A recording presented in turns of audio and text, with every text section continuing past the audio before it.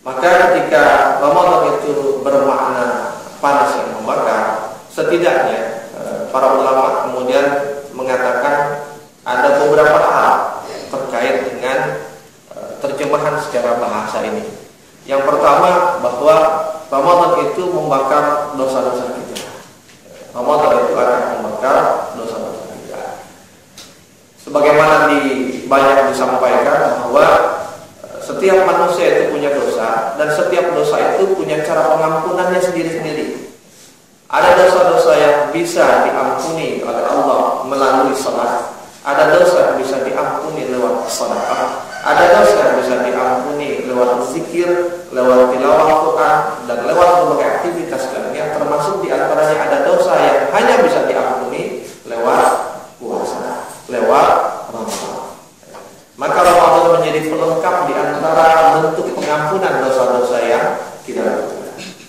Bapak Ibu yang Allah Subhanahu wa taala, itu sebabnya kenapa kemudian di antara dalil-dalil sahih yang berbicara tentang Ramadan, selalu yang menjadi objektif, yang menjadi tujuan akhir dari Ramadan adalah pengampunan dosa. Kemarin Ustaz Muslim juga sudah banyak membahas. Misal di antaranya hadis yang paling masyhur yang sering diucapkan atau disampaikan oleh para ustaz adalah hadis riwayat Bukhari dan Muslim terkait dengan Ramadan. Man shoma Ramadana imanan wa ihtisaban ghufira lahu ma taqaddama min dhanbihi. Barang siapa yang berpuasa di bulan Ramadan dengan keimanan dan dengan ihtisaban, dengan menghitung targetnya apa di bulan Ramadan tahun ini, untuk mencapai target apa yang harus dibuat, berapa kali, berapa banyak. Itu yang dimaksud dengan ihtisaban. Ghufira lahu ma taqaddama min dhanbihi. Maka Allah akan ampuni dosa-dosa yang telah lalu. Itu kenapa kemudian Rasulullah berkata seperti itu? Karena Ramadan mampu untuk menghapuskan dosa-dosa. Kemudian misalnya di dalam riwayat lain ketika Rasulullah katakan barang siapa yang bertemu dengan Ramadan kemudian dia melaluinya, lalu dia keluar dari Ramadan tapi dia tidak mendapatkan ampunan dari Allah, maka dia termasuk orang-orang yang rugi. Atau misalnya di dalam hadis yang lain yang juga sudah cukup masyhur ketika Rasulullah katakan as-salawatul khamsu wal jumu'ah ila jumu'ah wa ramadan ila ramadan mukaffiratun ma bainahunna iza ijtanaba al-kaba'ir. Ketika Rasulullah katakan salat yang 5 waktu, Jumat ke Jumat, Ramadan ke Ramadan, mukaffiratun, menjadi penghapus dosa. Ma bainahunna, di antara kedua. Jadi Ramadan tahun ini menjadi penghapus dosa dari sejak Ramadan tahun lalu dan hingga Ramadan tahun yang akan datang. Nah, bagaimana Allah Subhanahu wa taala membakar dosa-dosa kita. Kemudian dia juga membakar penyakit-penyakit fisik kita. Ilmu kedokteran sudah membuktikan bahwa yang namanya puasa itu akan menurunkan semua kadar-kadar yang berbahaya. Kadar kolesterol, kadar gula darah, kemudian tekanan darah, semua diturunkan. Karena apa? Karena konsumsi makanannya berkurang. Seperti itu. Makanya Ramadan itu sesungguhnya bukan hanya memindahkan jam makan, tapi Ramadan itu sesungguhnya adalah mengurangi makan. Kenapa mengurangi makan? Dari 3 kali sehari kita makan, tapi di Ramadan siangnya dihilangkan, tinggal 2. Sisa 2, yang 2 pun dilakukan, yang 1 pagi-pagi buta, yang 1 malam hari. Pagi-pagi buta dan malam hari adalah waktu-waktu kita tidak punya nafsu makan. Sehingga apa? Makannya tidak akan mungkin sebanyak sarapan pagi atau makan sore menjelang malam. Bapak Ibu berkata Allah Subhanahu wa taala. Dan kemudian Ramadan juga akan menghindarkan kita dari panas yang membakar. Apa panas yang membakar? Nerakanya Allah Subhanahu wa taala. Karena dengan pengampunan dan penghapusan dosa itu, maka Allah akan hindarkan kita dari panas api neraka yang membakar. Dan kemudian Ramadan juga akan membakar semua perilaku-perilaku buruk kita. Tidak ada atau jarang sekali lah tidaknya orang yang di bulan Ramadan dia puasa kemudian dia masih melakukan kemaksiatan atau menampakkan perilaku-perilaku buruknya. Dan lebih dari itu, Ramadan itu membakar semangat kita. Itu sebabnya orang itu di bulan Ramadan semangatnya lebih besar. Yang gak biasa-biasanya ke masjid, yang gak biasa-biasanya baca Quran, yang gak biasa-biasanya sedekah, dan yang gak biasa-biasanya melakukan apapun kebaikan, di Ramadan dia melakukan kebaikan. Nah itu secara istilah. Namun kemudian pertanyaannya adalah kapan Ramadan itu bisa membakar? Kapan Ramadan itu bisa membakar dosa, bisa membakar penyakit, bisa membakar semangat, dan bisa membakar dosa-dosa kita? Ketika ditanya kapan, maka jawabannya adalah ketika semua amal yang Ramadan itu dikerjakan secara disiplin. Ketika kita kemarin bulan lalu Ustaz Muslimin bicara tentang takwa adalah disiplin dalam beribadah, disiplin dalam sholat, disiplin dalam puasa. Dan pengertian disiplin itu berarti bukan sekedar sholat, bukan sekedar puasa. Maka disiplin dalam amal yang Ramadan berarti disiplin dalam semua aktivitas di bulan Ramadan. Dan kenapa para ulama menyebutnya adalah ibadah Ramadan, bukan ibadah puasa? Bapak Ibu sekalian, karena Ramadan bukan hanya puasa. Puasa adalah bagian dari Ramadan, tapi Ramadan bukan hanya puasa.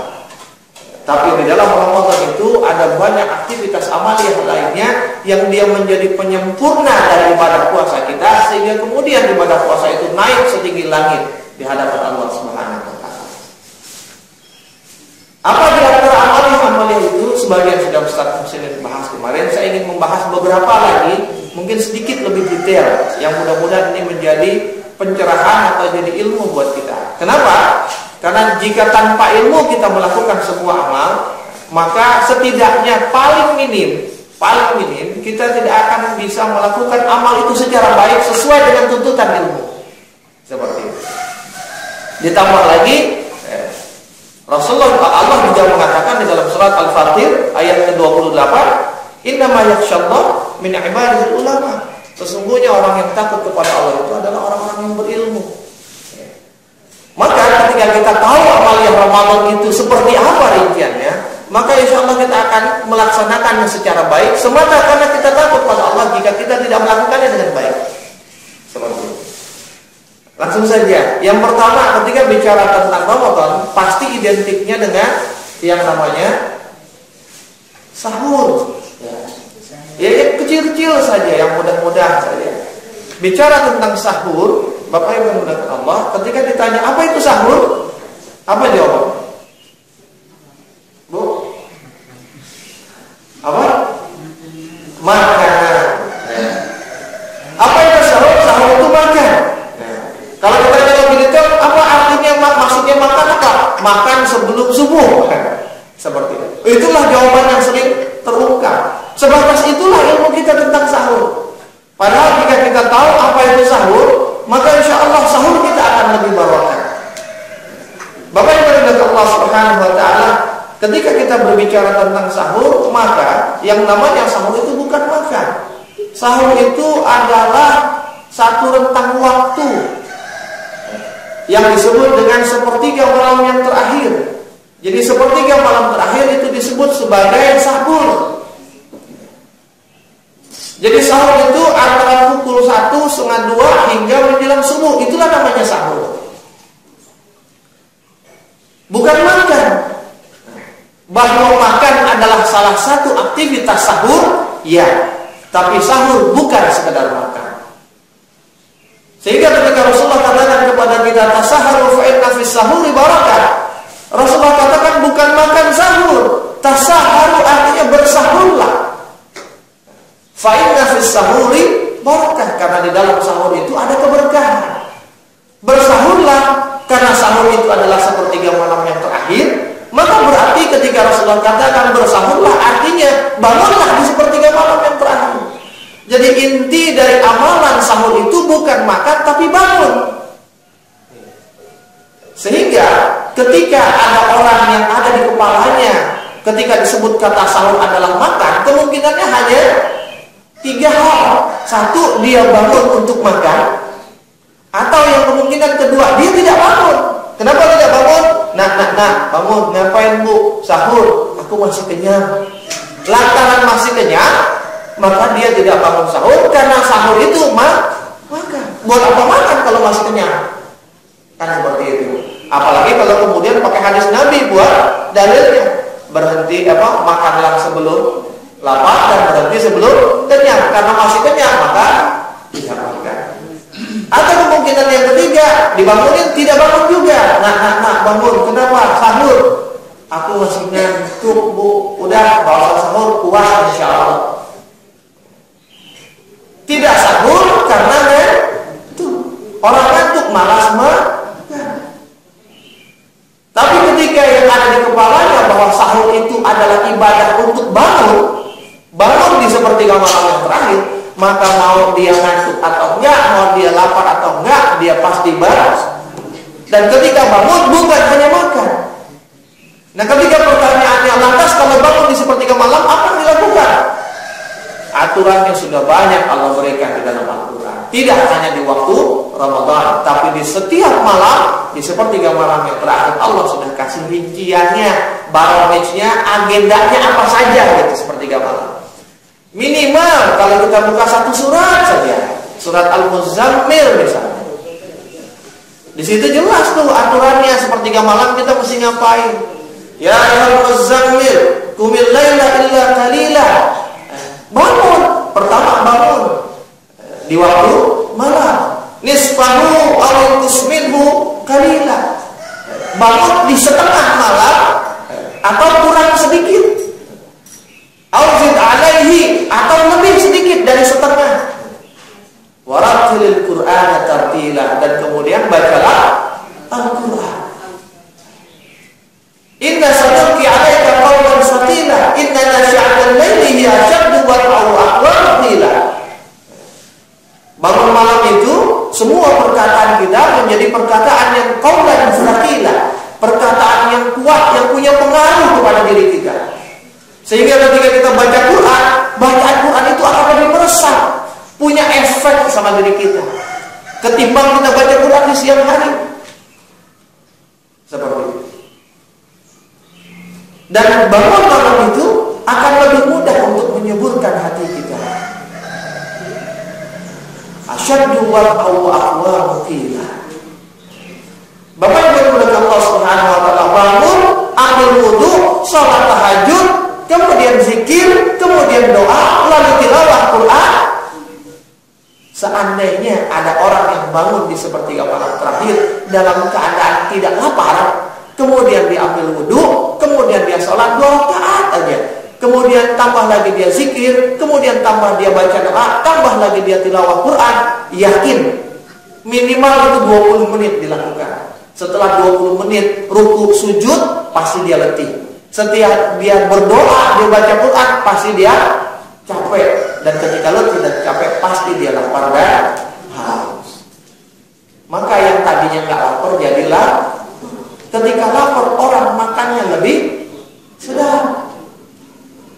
Jadi syarat atau siasat supaya makan sahur itu nikmat adalah bangun di awal, lakukan tahajud, lakukan zikir, lakukan doa, lakukan tilawah Quran, maka pasti setelah itu, selain kita lapar, melek udah matang gitu. Kalau udah mulai matang, pasti kita menikmati makanan kita. Bapak Ibu yang dimuliakan Allah Subhanahu, tasaharu fa inna fi sahuri barakah.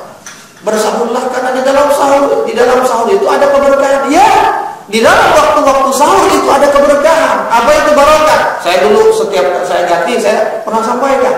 Al-barakah huwa kasratul khair wa ziyadatul khair.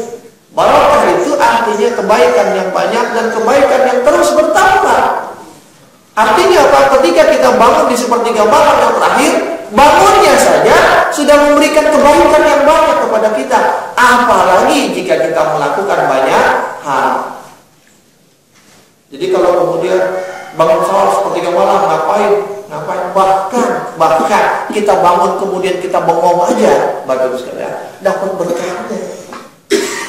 Kita bangun, kita bengong, karena ngapain? Berarti kita sudah mengamalkan amalan sahur, yaitu bangun di sepertiga malam.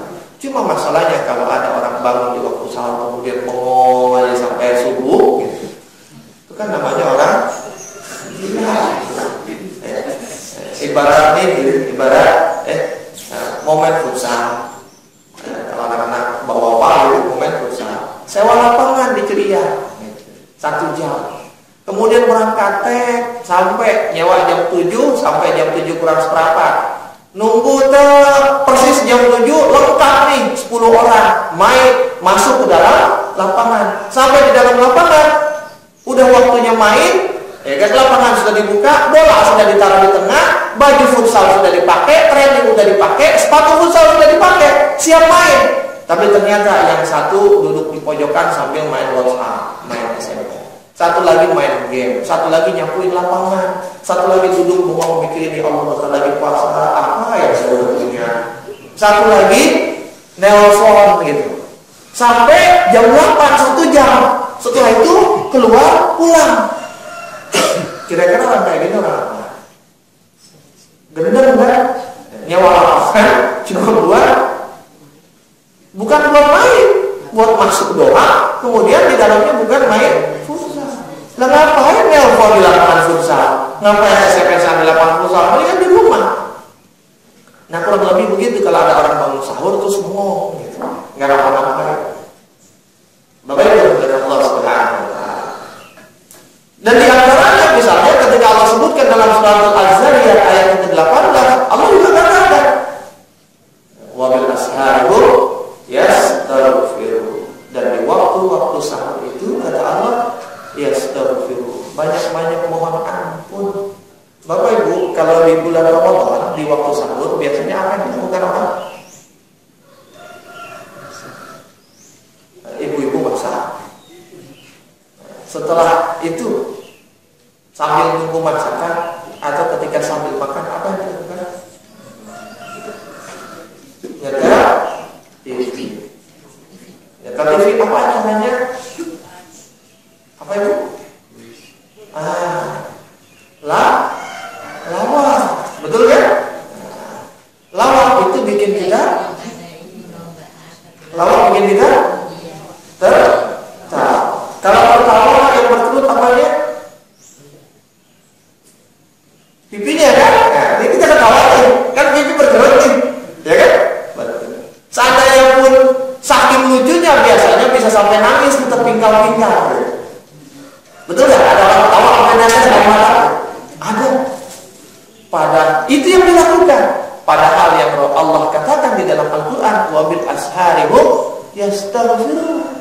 Di waktu sahur itu beristighfar, minta ampun. Kalau disuruh minta ampun, tandanya kata Allah kita banyak dosa.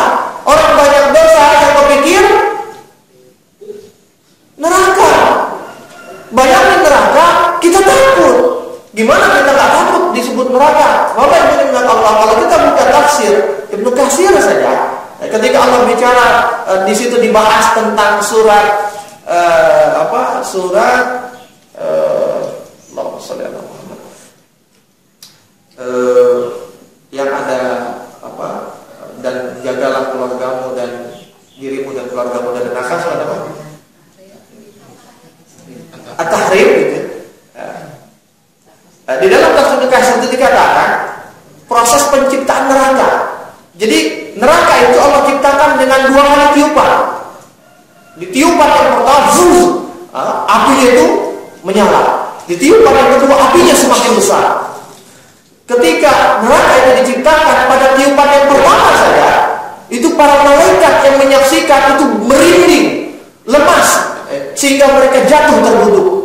Bayangkan, malaikat yang begitu perkasanya, malaikat yang begitu besarnya. Ini buat gambaran tentang malaikat seberapa besar. Dalam peristiwa Isra dan Mi'raj, itu adalah salah satu peristiwa di mana 1 dari 2 kali Rasulullah melihat malaikat Jibril dalam sosok yang sebenarnya. Ketika malaikat Jibril itu turun, apa yang disaksikan oleh Rasulullah? Bahwa dia katakan bahwa Jibril itu memenuhi ufuk. Yang namanya ufuk itu kalau kita di tengah lapangan gitu, kita melihat jauh gitu, kan kelihatan batas daratan bumi sama langit. Nah, yang namanya ufuk itu dari bumi itu, batas bumi hingga ke langit, itu namanya ufuk. Dan Jibril itu memenuhi ufuk, mengisi ruang kosong antara bumi dengan langit. Dia memiliki 600 sayap. Itu dikatakan dalam tafsir Katsir tentang Jibril.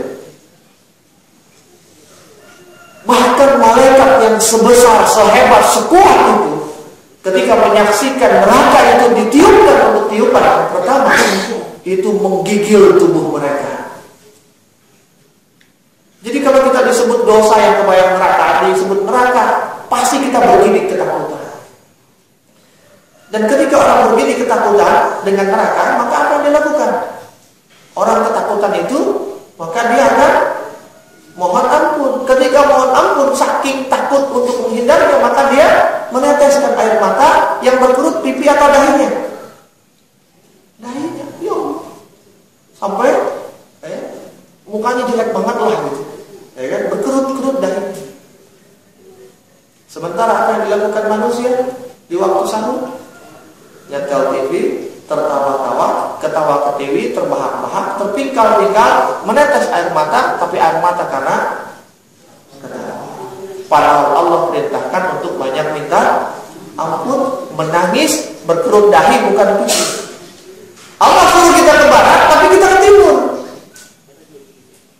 Mungkin itulah rahasia kenapa banyak umat Islam yang berpuasa. Tapi kata Rasulullah, kam min shahid laisa lahu min siyamihi illa al-ju' wal 'athas. Berapa banyak orang Islam itu yang berpuasa tapi tidak dapat apa-apa dari puasanya kecuali al-ju', lapar, wal 'athas, dan haus. Itu sebabnya bertahun-tahun kita puasa, tapi puasa itu tidak bisa merubah perangai kita. Karena dari mulai sahur saja kita tidak disiplin. Disuruh banyak minta ampun, kita nggak minta ampun, malah ketawa. Disuruh bangun, kita nggak bangun dengan alasan kenyang. Sahur diisi hanya dengan aktivitas makan, maka habis makan tidur lagi. Jadi kayak bakso bangun tidur.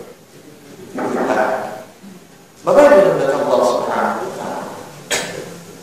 Tambah lagi satu hadis lagi. Rasulullah katakan, fadlu ma baina siyamina wa siyami ahlul kitab atlatus sahar, kata Rasulullah. Fadlu ma baina siyamina, keutamaan itu sekaligus menjadi pembeda baina siyamina, antara puasaku, kata Rasulullah. Puasaku, puasanya Rasulullah, berarti puasanya kita, puasanya orang beriman. Baina siyamina wa siyami ahlul kitab, dibanding dengan puasanya ahlul kitab. Puasanya ahlul kitab, siapa ahlul kitab? Orang Yahudi dan Nasrani. Kata Rasulullah, keutamaan puasaku dibandingkan dengan puasanya ahlul kitab, yang sekaligus menjadi pembeda antara puasaku dengan puasanya ahlul kitab, aklatus sahar, makan sahur.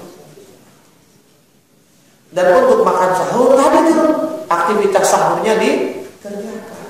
Jadi Bapak Ibu yang dimuliakan Allah, kalau kita nggak bersahur, pertanyaannya, tidak bersahur dengan sengaja, dengan alasan ngantuk atau masih kenyang, pertanyaannya, kita sedang melakukan puasanya Nabi Muhammad atau puasanya Yahudi dan Nasrani? Simpel saja. Ternyata ketika kita evaluasi, ya Allah, berapa sering kita melaksanakan bukan puasanya Muhammad, tapi puasanya Yahudi dan Nasrani.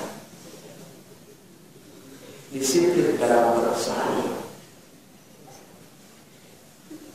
Yang kedua, ya, waktunya udah lama.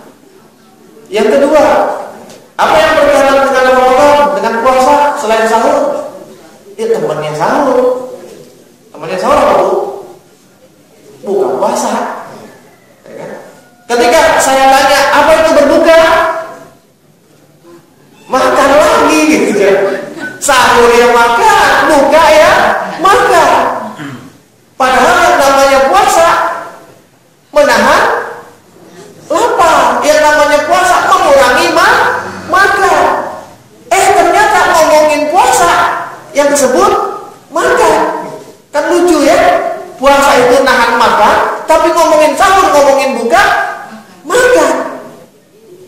namanya Ramadan aktivitasnya makan. Mikirin makan. Saking mikirin makan, menjelang saat maghrib yang dikerjakan cari makan. Bapak yang dimuliakan Allah Subhanahu wa Ta'ala, nggak sesuai dengan apa yang diharapkan oleh Allah dan Rasulnya. Bahwa puasa itu menahan lapar. Bahkan jadi ketika orang puasa itu harusnya di akhir Ramadan nimbang berat badannya turun. Kenapa? Kan makannya dikurangin. Tapi kalau ternyata di akhir Ramadan nimbang berat badannya nambah, berarti ada yang salah dengan puasa kita. Alhamdulillah, setelah puasa berat saya naik, katanya puasa saya berkah. Berkah dari Hongkong. Logikanya orang kagak makan, ngurangin makan sekali. Dan yang dikurangin itu waktu siang. Siang itu adalah waktu makan. Kalau bicara diet nih, bicara diet, pagi itu makannya buah, kurangin nasi. Malam itu makannya buah, kurangin nasi. Tapi siang itu you can eat everything. Kita boleh makan apa aja katanya. Tuh dia tuh begitu katanya. Artinya apa? Siang itu waktunya makan, boleh bebas sebanyak-banyaknya. Di waktu yang kita boleh bebas makan apa aja, justru kita nggak boleh makan. Yang boleh makan justru di waktu makannya sedikit. Jadi harus dia beratnya turun logikanya. Kalau naik berarti ada. Bapak yang dimuliakan Allah Subhanahu wa Ta'ala, ketika kita bicara berbuka, betul berbuka itu adalah kita makan. Tapi seperti apakah yang dicontohkan oleh Rasulullah? Kita kan sering ngomong nih, apalagi ada beberapa orang yang ngomong sunnah. Tapi mari kita tanya, sedangkan dia berbuka dengan sunnah, seperti apa Rasulullah berbuka puasa? Rasulullah itu ketika menjelang maghrib dia duduk, kemudian dia membaca Quran. Bukan ngabuburit keliling kampung. Ngabuburit apa yang dikerjakan? Jalan-jalan orang menjelang maghrib biasanya apa? Banyak kan keluar semua. Akhirnya apa yang terjadi? Minimal ada maksiat mata kan? Rasulullah ketika menjelang maghrib dia duduk, dia gelar sajadah, dia duduk, dia baca Quran. Lepas baca Quran apa yang dilakukan? Dia berdoa, memperbanyak doa. Dan ketika datang waktu maghrib, beliau minum seteguk air dan 3 butir kurma. Setelah itu ngapain? Setelah itu sholat maghrib. Pada maghrib ngapain? Makan ya? Pada maghrib Rasulullah meneruskan dengan zikir, dengan wirid hingga menunggu waktu isya. Setelah datang isya dia sholat isya, pada isya dia tarawih, pada tarawih dia pulang tidur dan tidak makan lagi hingga waktu sahur. Begitu buka puasanya Rasul. Jadi pantas kalau sahur itu badan kita tuh turun beratnya.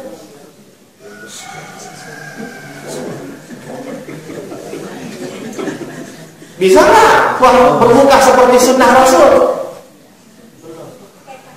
Oke lah, anggap misal pada maghrib kita makan gitu. Tapi seenggaknya tadi makannya makan secukupnya, bukan makan ala kadarnya. Ala kadarnya yang dikadarinya banget gitu, dihabisin semua.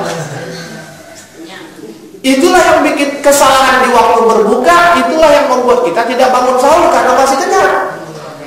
Kenapa? Kan katanya sehari makan 3 kali. Kenapa? Karena tubuh kita mengolah makanan itu 8 jam.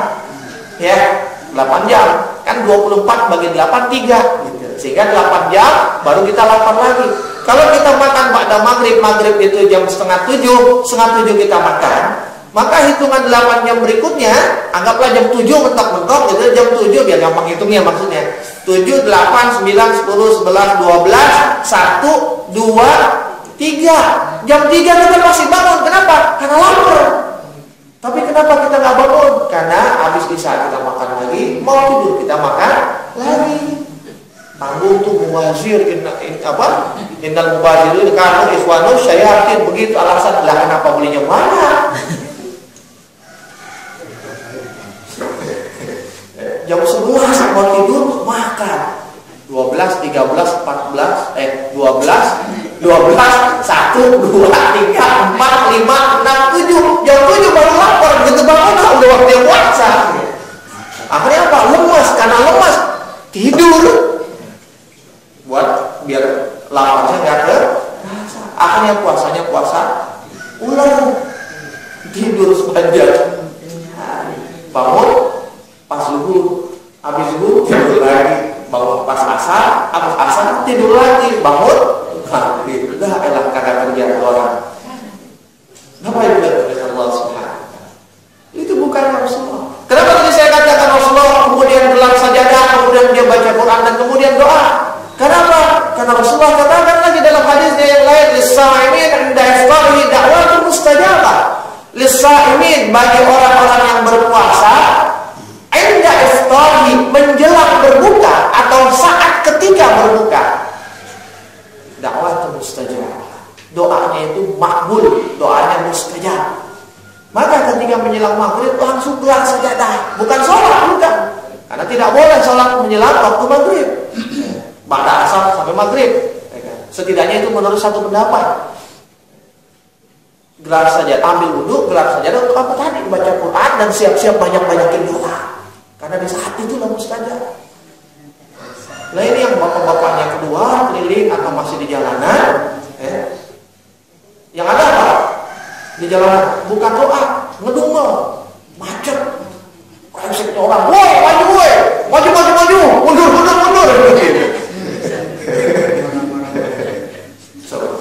bukan doa, malah mengumpat, bukan minta ampun, malah buat dosa.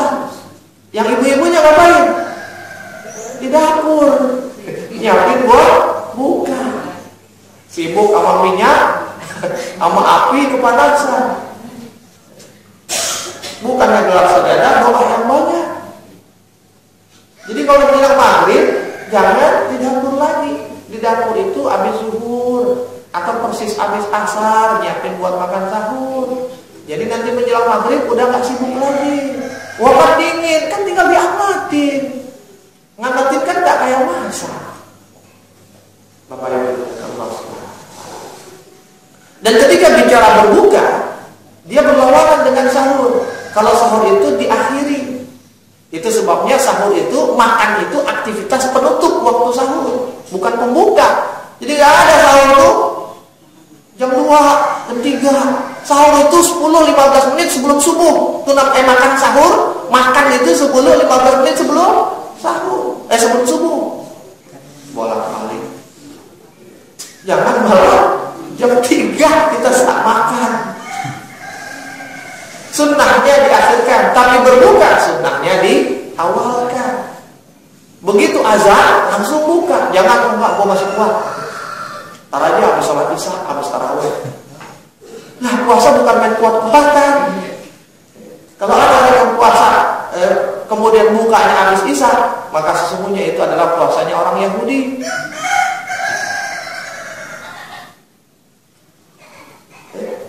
Jadi begitu beduk, masuk waktu, langsung ambil air minum. Bapak Ibu itu sebabnya Rasulullah katakan ahabbu ibadi ilayya a'jaluhum fitrah. Kata Rasulullah ahabbu ibadi, ini hadis qudsi bukan kata Rasulullah. Rasulullah mengutip perkataan Allah, ini hadis qudsi. Ahabbu ibadi, hamba yang paling aku cintai kata Allah. Secinta-cintanya hamba yang aku cintai, ahabbu ibadi ila a'jaluhum fitrah, adalah mereka yang menyegerakan berbuka. Jadi selain dia sunnah dan barokah, tapi ketika kita menyegerakan berbuka pun pada saat itu kita menjadi hamba yang paling dicintai oleh Allah Subhanahu wa ta'ala. Dalam hadis yang lain Rasulullah katakan la yazalun nasu bi khair ma'jaluhu fitrin. Manusia itu selalu akan berada di dalam kebaikan selama dia menyegerakan berbuka. Berkah lagi. Bapak Ibu Allah SWT. Yang kedua, yang ketiga, apalagi ngomong Ramadan biasanya yang satu paket sama Ramadan selain sahur buka apalagi? tarawih, ya, tarawih dalam bahasa Arabnya. Bapak Ibu Allah Subhanahu wa taala, ketika bicara tarawih, saya tanya lagi nih. Kalau tarawih gimana biasanya? Ya tarawih ya, maksudnya gimana? Biasanya orang tarawih di mana? Di musola. Berapa hari? Selama bulan puasa. Tapi kenyataannya kalau kita ke masjid atau musola, yang hari pertama datang pas tarawih, datang nggak di hari ke-8? Ini musola keluar hari pertama penuh, nggak ada ubin yang sisa, sampai napak susah gitu. Kalau perlu jikring saudara. Coba hari ke-10. Wah, berasa nih musola keluar gede-gedein, baru dipugar. Awalnya berasa sempit, begitu hari 10 udah dipugar sama Pak Agus, sama gede. Orangnya makin dikit. Betul. Kalau tarawih orang ribut masalah apa? Atas sama bawah. Yang diributin apa? Jumlah rakaat kan? 11 sama 23. Walaupun sekarang udah nggak terlalu lah, tapi dulu yang diributin 11 sama 23. Padahal kalau bicara tarawih nih, tarawih itu kan pengganti sholat malam. Tarawih itu adalah qiyamul lail yang diawalkan. Jadi tarawih itu bukan yang nggak ada di bulan lain. Di bulan Ramadan namanya tarawih, di bulan lain namanya qiyamul lail. Kenapa? Ijma' sukuti, kesepakatan para ulama dari dulu-dulunya. Ijma' sukuti itu artinya nggak diketahui sejak kapan. Jadi sejak nabi-nabi sebelumnya sudah dipahami yang namanya sholat malam itu habis isya sampai menjelang subuh. Jadi yang namanya tarawih itu adalah sholat malam di bulan Ramadan. Makanya pembahasan sholat tarawih di dalam hadis-hadis Ramadan bahasanya pun sama dengan sholat malam, yaitu al-qiyam. Bapak Ibu yang Allah Subhanahu wa taala. Dan ketika bicara qiyamul lail, yang namanya qiyamul lail itu enggak dibatasin rakaatnya. Makin banyak makin bagus. Betul di zaman Rasulullah lakukan 11 rakaat. Tapi di masa Umar ditambah jadi 23. Di masa Utsman ditambahin lagi sampai 36. Kalau kemudian ribut masalah 11 dan 23, berarti kita nyala. Kalau kita bilang yang benar 11, kita nyalahin Umar, kita nyalahin Utsman. Begitu pula sebaliknya, kalau yang 23 nyalahin yang 11, berarti nyalahin Rasul. Gak penting berapa rakaat. Yang penting itu adalah disiplin dengan tarawih. Seperti apa disiplin dengan tarawih? Nih, satu. Yang pertama, Bapak Ibu sekalian Allah. Tarawih itu berasal dari kata rohatan ya, roha yahudu rohatan, wa tarwihatan. Roha itu artinya rehat. Yahudu artinya istirahat. Rohatan artinya santai. Roha yahudu rohatan, rehat, istirahat, santai. Asal katanya rehat, istirahat, santai. Jadi kalau namanya sholat tarawih, harusnya adalah sholat yang banyak istirahatnya, sholat yang santai, bukan buru-buru, ya, sampai-sampai baca Fatihah cuma sekali nafas.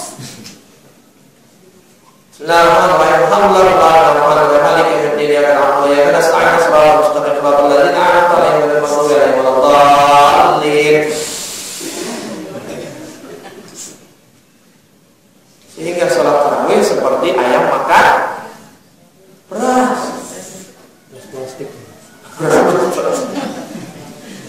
Capek. Yang bikin tarawih itu capek banget adalah karena cepet. Capek kayak orang pusat jadinya. Tapi kalau tarawih itu santai, gitu kan, baca berdirinya, rukunya santai. Kemudian setelah selesai istirahat dulu sebentar, ya kan? Jangan langsung berdiri. Assalamualaikum warahmatullahi. Kita baru begini udah Allahu Akbar. Baru ngusap udah Allahu Akbar lagi. Bapak Allah Subhanahu. Santai dulu, jalan-jalan kaki, gitu kan? Kenapa? Namanya sholat capek. Lempengin di kaki, udah enakan, barang 30 detik aja, baru diri lagi. Yuk kita tarawih lagi. keinginan saya belum kecapaian. Kalau saya ngisi di mana-mana, saya bilang kalau mau taraweh, taruh di depan makmum, jangan hanya imam, di depan makmum kasih aqua satu-satu, bukan aqua deh, air mineral satu-satu. Jadi jangan imamnya doang ya minum. Selesai taraweh, makmum juga minum, sehingga segar lagi. Santai, jangan buru-buru, lonjoran dulu. Kenapa? Asal katanya istirahat, santai. Rihun, angin sepoi-sepoi, itu tarawih itu, roka rihun, angin sepoi-sepoi, angin sepoi-sepoi kan diamnya, bukan begitu kan, bukan angin tornado. Begitulah tarawih seharusnya. Bapak Ibu sekalian, santai. Kemudian bicara tarawih tadi, kalau biasanya orang tarawih kan tadi itu. Dengan alasan Rasulullah cuma melakukannya 3 hari berjamaah, di hari yang keempat Rasulullah tidak tarawih. Maka kemudian dengan alasan sunnah katanya, maka kemudian dia nggak tarawih di masjid, cuma 3 hari. Ini contoh yang salah, nggak paham ilmu hadis. Para ulama yang 4, imam mazhab yang 4 bersepakat yang namanya tarawih sunnah muakkad dilakukan di masjid dan di mushola. Sunnah muakkad. Sunnah muakkad itu di bawah wajib tapi di atas sunnah. Bukan di rumah. Walaupun Rasulullah melakukannya hanya 3 hari. Kenapa Rasulullah tidak melakukan di hari keempat? Bukan karena apa-apa, tapi semata karena khawatir para sahabatnya nganggap tarawih itu wajib, makanya dia hari ke-40. Dan terbukti di masa Khalifah Abu Bakar, di masa Khalifah Umar dan Utsman dan seterusnya, tarawih itu dilakukan berjamaah. Yang menjadi sunnahnya Khulafaur Rasyidin adalah sunnah itu juga kata Rasulullah. Bapak Ibu Allah Subhanahu wa taala. Dan bicara tarawih, berapa banyak orang yang tarawih itu kan yang cepat dan yang sedikit. Padahal sebagaimana sholat malam harusnya dia yang banyak dan lama. Dan saking pengen cepatnya apa yang dicari? Kalau yang 11 biasanya bacanya agak lama, agak panjang, jadi agak lama. Yang 23 karena banyak rakaatnya bacanya agak sedikit. Sehingga apa? Yang 11, yang 23 selesainya banyak. Atau malah kadang-kadang yang 23 selesainya lebih cepat. Akhirnya apa? Kita sholat di sono aja. Kenapa? Cepat. Tapi kan 23 gak apa-apa, ntar pas 8 kita pulang. Udah jalan cepat, ambil yang dikit, kagak ditutup dengan witir pula. Padahal ketika kita bicara gimana aturan, gimana runtutan sholat tarawih, Rasulullah katakan dalam salah satu hadis sahihnya diriwayatkan oleh Abu Dawud, man qama ma'al imam hatta yansharif kutiba lahu qiyamul lailah. Barang siapa yang sholat tarawih bersama imam, maksudnya bersama imam berarti berjamaah, bukan berarti bersama imam sholat di sana kita sholat di mari gitu, masing-masing, bukan. Artinya bersama imam itu berjamaah. Mangkoma ma'al imam, barang siapa sholat tarawih bersama imam atau berjamaah hatta yansharif, sampai selesai. Sampai selesai itu sholat tarawih itu ditutup sama witir, itu namanya tarawih sampai selesai.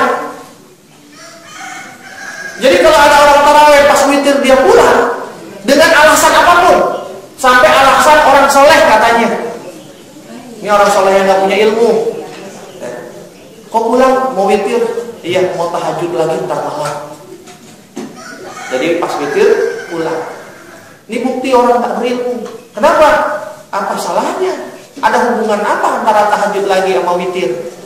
Ya kan witir sholat sunnah penutup. Siapa bilang? Betul dia sholat sunnah penutup, tapi Rasulullah sering mengawalkan witirnya. Bahkan bukan hanya di bulan Ramadan. Di luar bulan Ramadan pun Rasulullah sering ba'da salat Isya dia tutup dengan witir. Malamnya dibangun tahajud lagi. Kagak perlu witir lagi. Witir hanya sekali. Kagak apa-apa. Jadi kalaupun dia pulang tidak witir dengan niat pengen tahajud, dia tidur. Kalau dia bangun, kalau lupa puasa, sahurnya kagak dapat, tahajudnya nggak dapat, witirnya nggak dapat. Jadi yang namanya sholat tarawih itu berjamaah sampai selesai, sampai ditutup witir. Ketika kita lakukan itu utuh, kata Rasulullah apa? Kutiba lahu qiyamul lailah. Maka sholat tarawihnya itu bernilai, berpahala seperti qiyamul lailah. Bukan sholat malam loh. Kalau qiyamul lail sholat malam, tapi kalau qiyamul lailah sholat semalaman. Semalam suntuk. Berarti apa? Sholat semalam suntuk dari ba'da Isya sampai menjelang subuh. Ada yang kuat sholat dari ba'da Isya sampai menjelang subuh karena berhenti? Kagak ada. Saya aja muda kagak tua, apalagi yang ABG. Lebih kagak lagi maksudnya.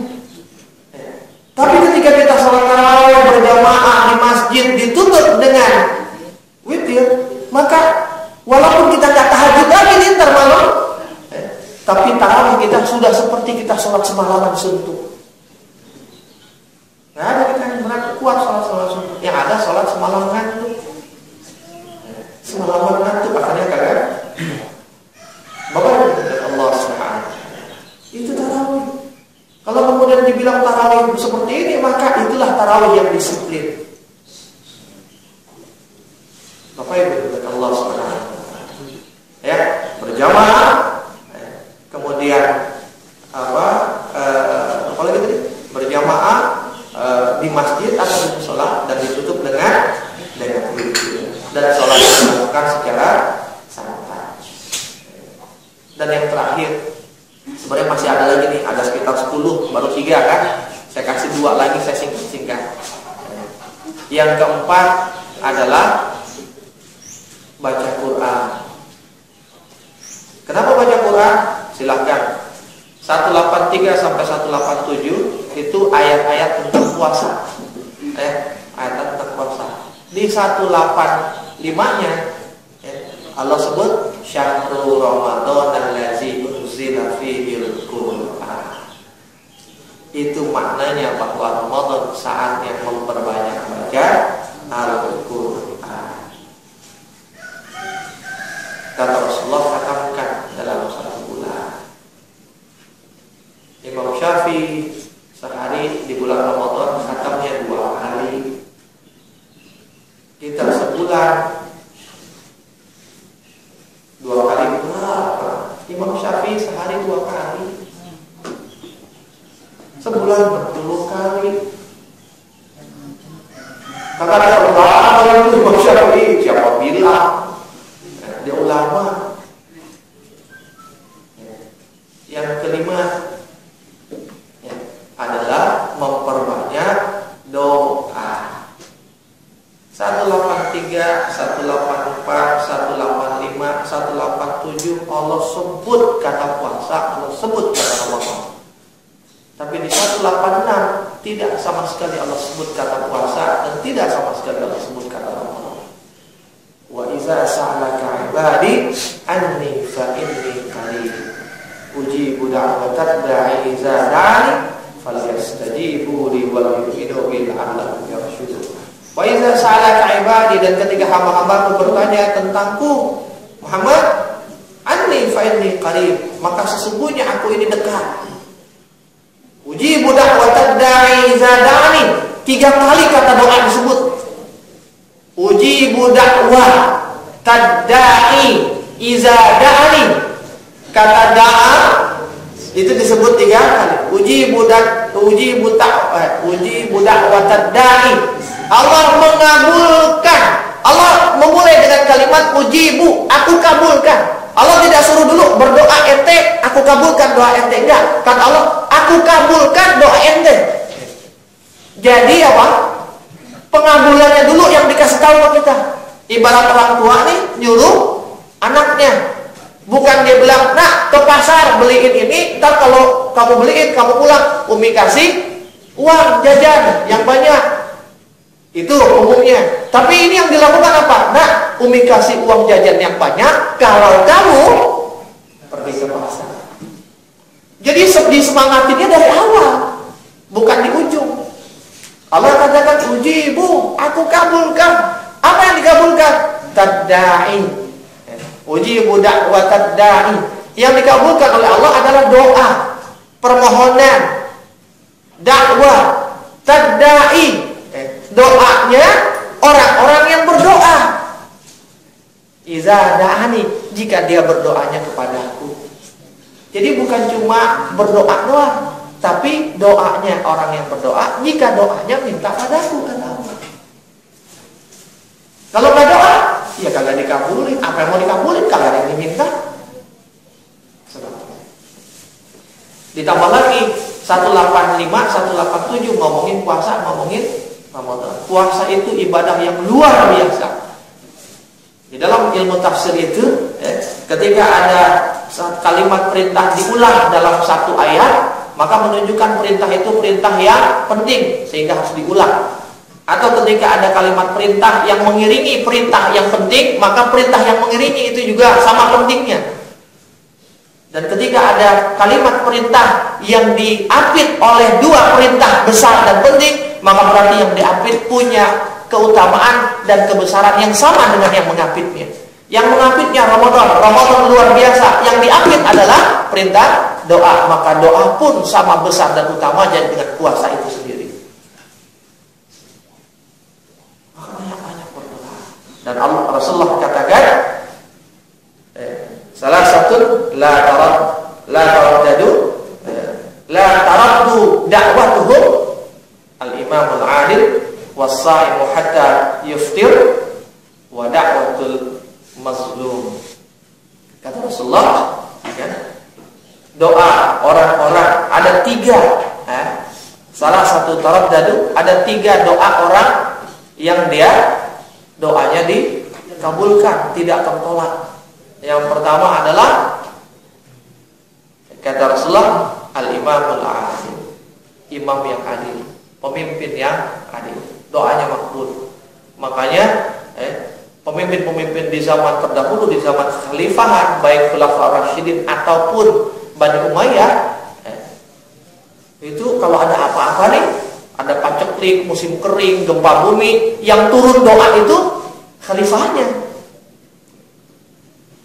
Di masa Umar bin Khattab dan di masa Umar bin Abdul Aziz itu pernah terjadi gempa. Tapi yang dilakukan oleh dua Umar itu sama. Ketika di masa Umar bin Khattab terjadi gempa, apa yang dilakukan oleh Umar? Dia duduk, kemudian dia ketuk bumi. Wahai bumi, belum waktunya bagimu untuk berguncang. Berhenti. Begitupun terjadi di masa Umar bin Abdul Aziz. Di masa Umar bin Khattab, ketika terjadi paceklik pada kering, dalam satu riwayat dikatakan, kemudian dia membuat menulis doa di dalam setiap kertas, kemudian dilemparkan ke sungai. Sambil berdoa, maka tidak lama kemudian air itu keluar dari mata air. Doa imam yang adil itu makmum. Jadi kalau ada pemimpin di sebuah negeri yang berdoa, doanya kagak dikabul-kabulin, tandanya dia bukan pemimpin yang adil. Bapak Ibu Allah, dan satu di antaranya adalah doa orang yang berpuasa hingga dia berbuka, kata Rasulullah. Jadi ketika puasa, kondisi kita memenuhi dua. Satu, kita puasa. Satu, kita dalam keadaan lemah, dalam keadaan seperti orang teraniaya, lapar, lemah, capek, sakit. Maka banyaklah berdoa di waktu-waktu kita Bapak yang dimuliakan Allah Subhanahu wa taala, itu bisa saya sampaikan, mudah-mudahan bermanfaat. Setidaknya 5 itu yang paling dekat dengan puasa. Kita bisa perbaiki sehingga puasa kita disiplin, tarawih kita disiplin, sahur kita disiplin, buka kita disiplin, ya kan? Baca Quran dan doa kita disiplin.